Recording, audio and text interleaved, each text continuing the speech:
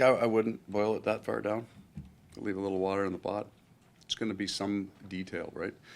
I think the outstanding goaltending, active, mobile, at times physical blue line, and then a good spectrum of players, of forwards, the elite skill guys, the heavy guys, lots of intensity.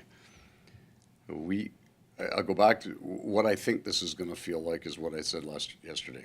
We got into one of those crazy games where we put 9 on them and they never quit playing, and they got 5 on us in like the shortest period of time possible. We never quit playing in that game, and I think that's what the body of this series is going to look like. There won't be momentum. It may feel like it. Well, they're going now, but there's not going to be momentum because the puck drops and they're going to go tooth and nail right after it every time. So, but that's going to make it really good. This is the series I'd be watching. Like if I was a fan, or I'd watch this series. You talked earlier, a couple weeks ago, like you had your top 6 pretty much figured out, then your top 9. Now, do you feel pretty confident going in that you've got the 4 lines that's ready to go for game 1? Yeah, I mean, I've got that set, but I don't think it'll stay at that.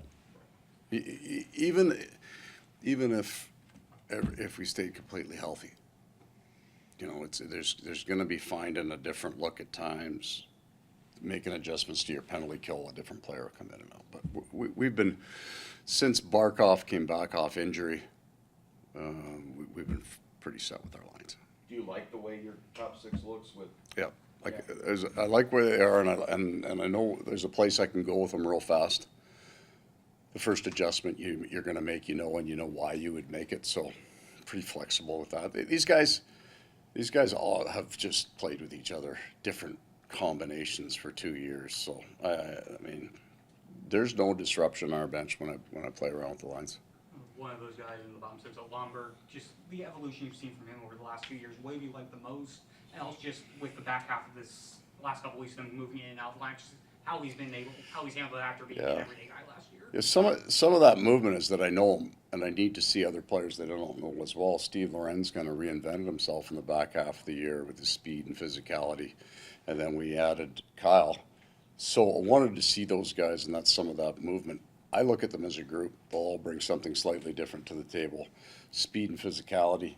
But the speed, I think everybody is edgy the game 1, right? They're all wound up. Afternoon game, unusual start. So both teams are going to try to play as fast as we can. So Lombos, that's his calling card. Obviously, you guys clinched a while ago. You didn't know seed and opponent until just a few days ago, but you've been waiting for game 1 for a while. Yeah. It's kind of a fortuitous break that you get to wake up, have a coffee, and then there's a game at 12:30 instead of waiting around all day for it. Yeah, I'd play every game at 1 o'clock, given the choice, right? And then you can have the game done and edited by the end of the night. It's a perfect life, right? Not too much time to think. We got a little bit of experience from last year, and before I got here, this team's been in the playoffs for a few years. Clearly, Tampa's got lots of experience on their side. Both teams can be nervous and edgy, but not. I think both coaches probably would feel pretty confident about how we're going to look. I'm not talking about the result, just I've seen us play enough playoff hockey that I know what we look like, and John certainly has seen his team play a lot. Yeah, depth in the playoffs, rolling all the lines is very important. Last year, Anton Lundell with Lucian and Reinhardt was very pivotal in that Toronto specifically. This year, Rodriguez comes in for that Reinhardt spot, and Lundell and Lucian are still doing their thing. How important has that line been, and how more important will it be going into the series? I mean, it's going to be I think it seems to be the deciding factor in almost series. Like the elite players are elite on both sides. There's no advantage to one or the other, right? They're just great.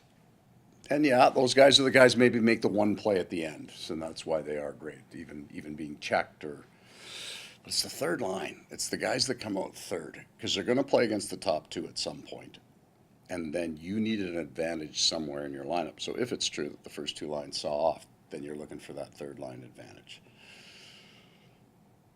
A2 had gone from 4th line center to 3rd line left wing last year, and then moved heavily into our penalty kill. And Anton was rolling into his second full year in the NHL. He had been scratched in the playoffs the year before, so he was new.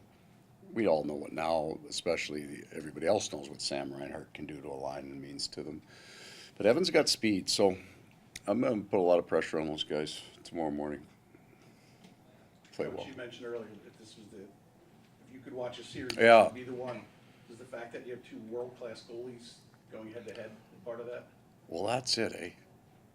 Which is awesome because I think in the season series, so eloquently put, I think their save percentage is under 9, both of them head to head. Well, that's not going to hold, right? So that will be a story, right? Both guys are going to play great. I think that's what we would anticipate. I think it's because there's a great spectrum of what each team can do. We're a pretty good defensive team, but we can skate and we can score goals. They can defend too, whether it's the goaltender or their penalty killing. I mean, their penalty killing is in the top 10, so that tells you they can be a pretty good defensive team. Certainly they can do that. They can score goals. They can skate. So, and it can get heavy too. There's guys that'll finish checks. There's a lot that could happen here on what the series looks. And I think we're going to see all of it. It's going to be 5 minutes get real heavy, 5 minutes get real fast. I think it's going to be exciting as hell. Any questions for Bill? Yeah, speaking of the defense, I mean. and What's goal- what's FHN? Florida Hockey Now.com. Nice plug, Good plug. sweet. Visit us And there. Columbus It's a baseball team. baseball team. You're covering it all, brother. Oh, boy. Are they paying you too? No. Okay. I'm just a Didn't need to bring that up, fan. but they might be tomorrow. Who knows? Go Clips. Ring them bells. You guys gave up you and Winnipeg tied for fewest goals allowed. Yeah. Given up. Just talk a little bit about how the defense for your team has evolved. I mean, to not only on the penalty kill, but just all, or 5-on-5, you guys are as tough as any team. I think our forwards brought back the style of game from the back half of last year in the playoffs. So it was pretty much even. I would say we picked up where we left off. But then you have to look at what Bill and his staff did. We lost 2 defensemen, had 2 defensemen go down to injury, but we brought 3 NHL defensemen into our lineup. The biggest weakness that we had last year was our penalty kill. And Kevin Stenlin and those defensemen have righted that and again got it into the top 10. So a lot of our solid defensive game came from Mika Lekaman, Larson, and Kulikov coming in, and we were able to hold water with the 2 defensemen that went down, and then we had to we had to live it again when Aaron went down again. So management brought in some really good defenders, and that's what allowed us to survive it.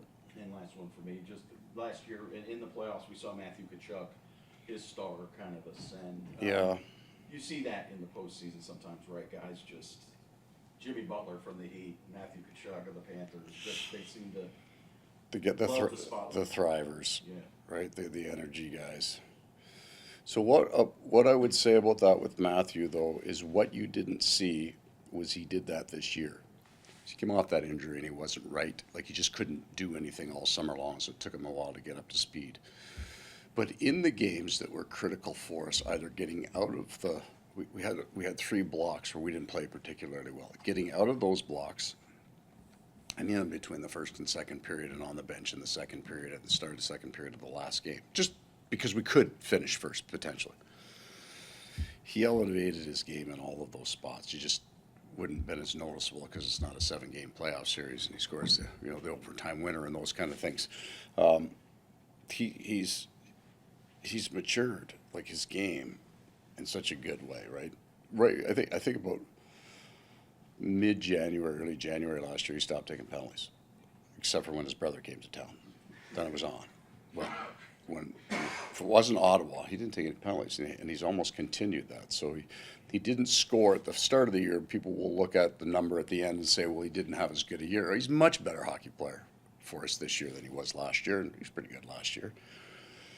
So I would say if he puts up great numbers again, it'll just be a continuation. If he plays the game that he's playing for us right now, he's going to be a better player for us than he was last year in the playoffs. But he was certainly, it'd be hard to be more dramatic, and I'm for it though. If he wants to throw that into, there's no handcuffs on him. Coach, looking at tomorrow, obviously the whole building kind of transforms from regular season to playoffs. The energy goes up, 20,000 people in the Yeah. building. Players talk about how they look forward to that, how they feed off that, how that kind of changes the game. As a coach, just what does a change in atmosphere do for you, and do you and your guys feed off it at all?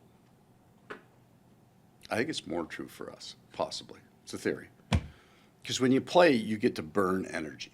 You get to get out, you're wired, and you just get hit, something. You're in the game, and then your focus narrows, and you kind of shut all that out. And we would say that, during the game, you're trying to pick up matchups, you're trying to do a bunch of things, and you narrow it out.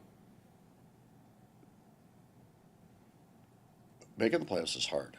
And when you look at this, there's a small number of teams on long consecutive year runs. So, and then when you get a little older, and you coach a lot of games, I'm stalling right now to phrase this the proper way.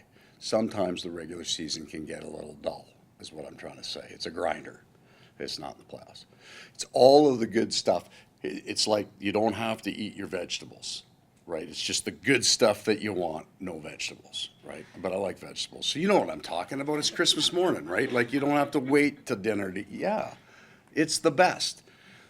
Motivating your team, how am I going to get these guys going tonight? Well, that's done, right? Now I'm just going to make sure I keep them all flying in the same direction. So all of maybe the grinding things, the pulling teeth, the motivating, scratching guys, all the stuff, the machinations that you got to do to mold a team to get through 82, well, it's done.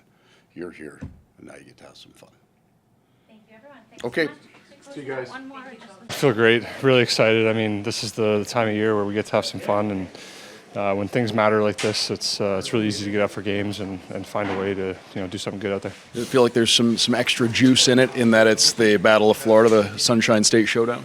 It's just playoffs in general. I mean, whether the media wants to hype it up, it is what it is. It's a playoff series, and it's always going to be as difficult and as intense and all the buzzwords you want to use about it. Aaron, for teams that win, it usually comes after several years of making it. How much is kind of the hunger built? This is now your 5th straight year in the playoffs. It's built every single year. I mean, obviously, there's no looking forward through this regular season. It's 82 games. It's grueling, but when it comes down to it, playing in the playoffs is what's meaningful and what's important. And being out there, the chills from the crowd and the excitement and the build-up, 4 or 5 days, or whatever it is between games is never easy. You just want to get going. So it's 5 years of work and plenty more years of work ahead of us, and we're just excited to get started. Is there any more excitement knowing that it's Tampa? I mean, you guys have played them now twice in the last 3 years, 3 times before. Yeah, it's a rivalry. There's no doubt about it.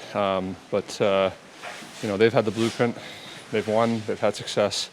They're still a hungry team. You can see it every time we play them. So there's going to be no easy ice out there, and it's going to be a tough battle. And the excitement's definitely there in every playoff series, especially so with the Tampa Lightning. We know all the things you fought through going into last playoffs. Now you've had a couple weeks off. How do you feel? Are you as close to 100% as you've been going into the playoffs? Yeah, absolutely. Pretty healthy. Excited to get going.